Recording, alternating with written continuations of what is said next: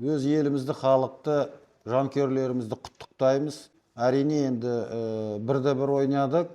Жеңіске біз мақсат қойып отырғанбыз. Бірақ енді білдік қандай ойын болады екенін. Жігіттерге түгелін түсіндіріп бердік. Жігіттер үлкен батыр болып, өз жұмысын жақсы мықты істеп алды.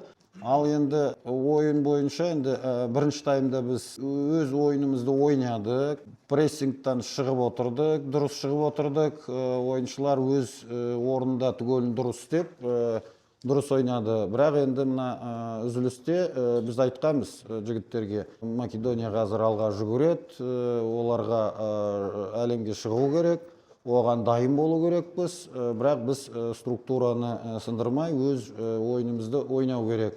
Екінші таймда әрине енді кішкене структурамыз бұзылып қалды, бірақ жігіттер допты жіберіп алды, енді біздің шабушыларымыз да өз жұмысын жақсы істеді. Енді біз стабильность деп отырмыз, ол стабильностьті мына екі ойындың ішінде көріп отырмыз, бірақ әрі жұмыс бар. Жігіттер мына философияны алып отыр, түсініп отыр не керек екені, жігіттерге ұнайды. Құдай қаласа енді сол философия мен стабильностьті ұстап, әрі қарай жұмысымыз істей береміз.